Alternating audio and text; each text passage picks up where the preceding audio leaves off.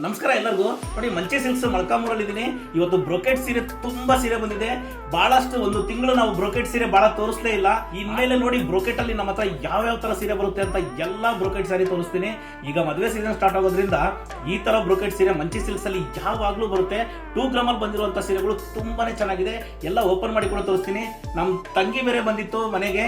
ನಮ್ ತಂಗಿ ಜೊತೆಯಲ್ಲಿ ವಿಡಿಯೋ ಮಾಡೋಣ ಅಂತ ಈ ವಿಡಿಯೋ ಮಾಡಿದ್ದು. ಖಂಡಿತ ನೋಡಿ ಯಾವ ತರ ಇದೆ ಅಂತ ತೋರಿಸ್ತೀನಿ.